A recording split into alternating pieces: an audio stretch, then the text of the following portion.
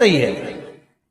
तो बाबा देवाधिदेव महादेव कहते हैं ये 3 घड़ी 3 पल 3 नक्षत्र 3 समय 3 दिन में जो शूल मुझे समर्पित करता है उसके जीवन से मैं शूल हटा देता हूं। वो 3 दिन लिखे स्कंद पुराण।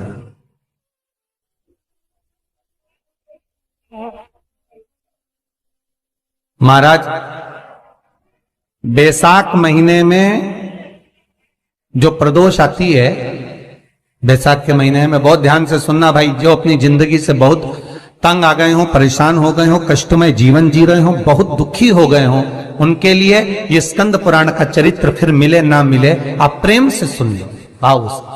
पहला, बैसाख महीने की प्रदोष, चाहे वो शनिचरी प्रदोष हो, चाहे रविवार की हो, सोमवार की हो, मंगल की हो, बुधवार की हो, गुरुवार की हो, शुक्रवार की हो, शनिवार की हो, कोई भी वार की हो, पर बैसाख महीने की प्रदोष, प्रदोष काल में शाम का समय सूर्य डूब रहा हो, बस डूबा ही हो, और उस समय पर सूर्य के डूबन के तुरंत बाद बाबा को धतूरे के साथ में बेलपत्री ना चढ़ाते हुए बेलपत्री के वृक्ष के 7 कांटे बाबा के शिवलिंग पर समर्पित करे जाते हैं महाराज, अपनी जिंदगी में अड़चनों को हटाने के लिए। फिर आप जिस व्यापार में उतरे, जिस व्यवसाय में उतरे, जिस नौकरी में उतरे, आप दिल से करें, आपको तरक्की मिलेगी। आप हार नहीं सकते, नीचे नहीं आ सकते, उन्नति पर ही चढ़ेंगे। एक वैशाख मास की प्रदोष, दूसरा शिवरात्रि के दिन मध्याह्न का समय महाराज, जो बड़ी शिवरात्रि होती है माघ की, बड़ी शिवरात्रि के अंतर्गत मध्याह्न का समय, दोपहर के ठीक 12 बजे, चाहे फिर वो कोई भी दिन हो महाराज, शिवरात्रि जिस दिन पड़ रही हो,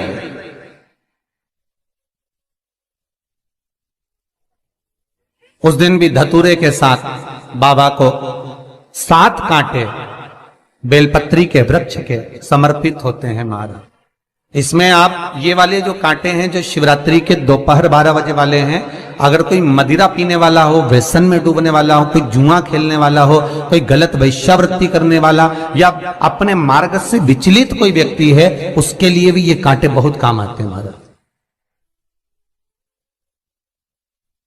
दूसरा, पार्वती तेरे द्वारा तेरे नयन अश्रु से जो प्रगटा हुआ बेल का वृक्ष है, द्वितीय शूल मैं वहां धारण करता, तृतीय शूल, तीसरा शूल जो वर्णन करा गया महाराज, भगवान श्रावण के महीने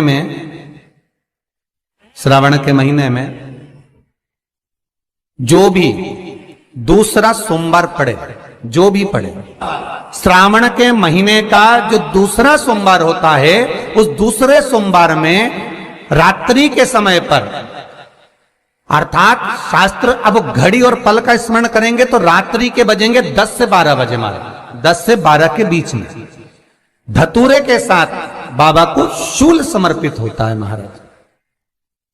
ये भी हमारी बाधाओं को, हमारी तकलीफों को, व्यापार व्यवसाय के लिए, नौकरी सर्विस के लिए, बहुत सारे एग्जाम में आप बैठ लिए, गवर्नमेंट एग्जाम के लिए बैठ लिए, नहीं हो रहा, ये 3 बार मेरे शंकर को बेलपत्री के वृक्ष के शूल समर्पित होते हैं, उसका आनंद पाना और उससे अपने को सुख प्राप्त करना।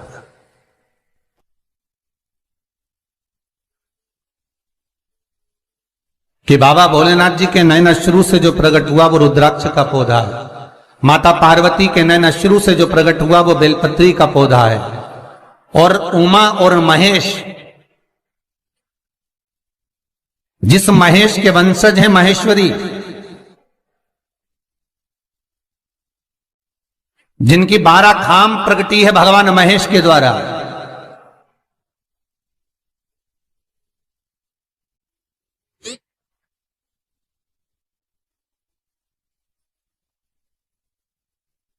वो महेश और उमा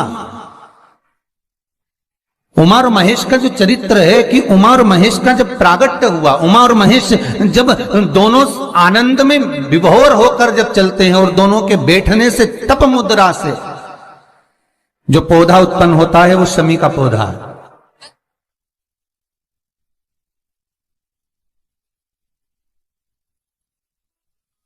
शमी का पौधा। तो एक बात ध्यान रखिए, शिव जी के द्वारा जो निर्मित हुआ उसमें कोई शूल नहीं है, उसमें कोई कांटे नहीं है। पार्वती के द्वारा जो निर्मित हुआ बेलपत्री का पौधा, उसमें कांटे हैं। और पार्वती के मिलन से भी जो उत्पन्न हुआ है शंकर के साथ में, उसमें भी कांटे हैं। शमी के पौधे में भी कांटे हैं, शमी के वृक्ष में भी कांटे।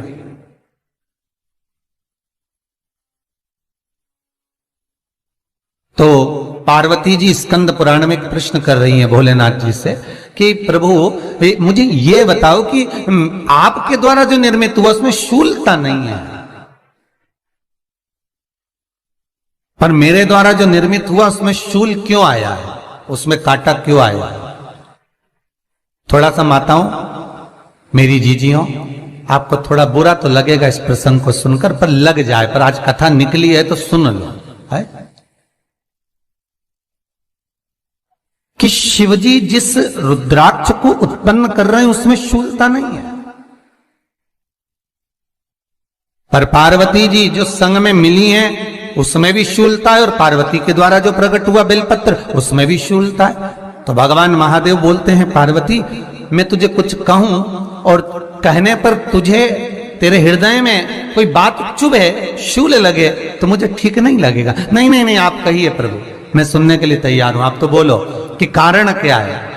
भगवान कहते हैं, पार्वती बस अंतर इतना है, नारी का जो स्वभाव होता है, स्त्री का जो स्वभाव होता है, उसके हृदय में छोटी छोटी बात के शूल बहुत होते हैं।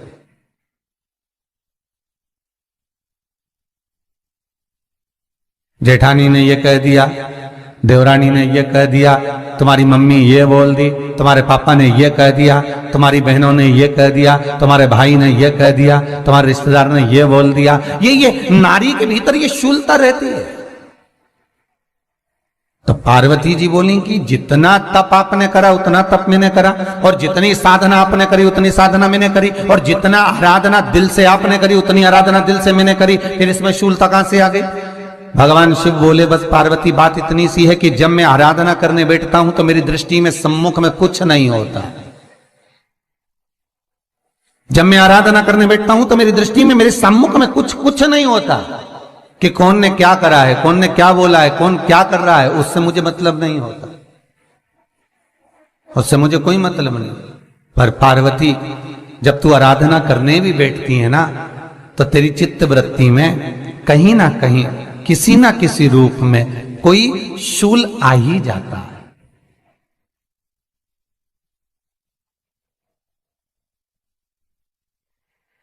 कई माताओं की आदत देखी साहब, भगवान की सेवा करने बैठी है तो भी भीतर थोड़ा सा शूलता भरी हुई है। महाराज बताओ, इतने सारे भगवान इकट्ठे कर लिए, मैंने बोला था बहू से कि वहां रख लेती है, बताओ इतने सारे यहां पर लाकर रख दिए हैं, अब इसकी सेवा करना पड़ रही है, अब ये करना पड़ रहा है। प्रसाद लेने के लिए रसोई घर में गई, भगवान का भोग लगाने के लिए, तो उसमें भी शूलता आ गई। इतने घंटों से मैं सामान ढूंढ रही, फ्रिज में मिल ही नहीं रहा, मैंने रख के गई थी, भगवान जाने कहां चले गए। भगवानों को वस्त्र पहना रही है तो शूलता है। अलमारी का ड्रॉज खोला, इसमें मैंने सामान रखा था, ना जाने भगवान का श्रृंगार कहां चले गया, कौन ने हाथ लगाया, फिर शूलता आ गई। भोजन करने बैठे तो शूलता है, कोई कार्य के लिए जा रहे हो तो शूलता है। अर्थात कहीं ना कहीं नारी के जीवन में शूलता बनी हुई है। और पार्वती, जब तुम भजन करो, तप करो, साधना करो, भक्ति करो, उसमें शूलता नहीं होना चाहिए।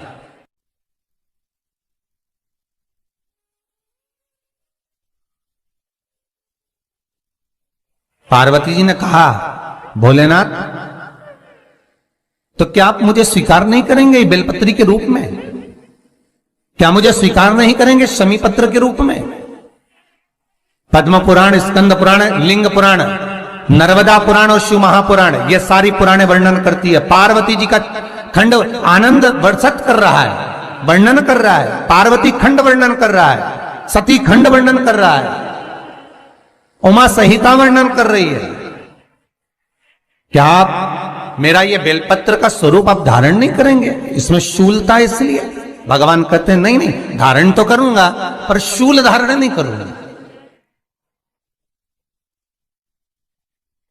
मैं शूल धारण नहीं करूंगा, मतलब बेलपत्री में जो कांटे लगे रहते हैं बेलपत्री की, उस डाली के अंदर जो कांटे शूल रहते हैं, भगवान शिव वो धारण नहीं करते। आप उस बेलपत्री को आप बड़े प्रेम से आनंद से पत्ते को निकाल लीजिए, तोड़ लीजिए, उतार लीजिए और फिर भगवान को वो प्रेम से समर्पित करो तो भगवान स्वीकार करना। पर भोलेनाथ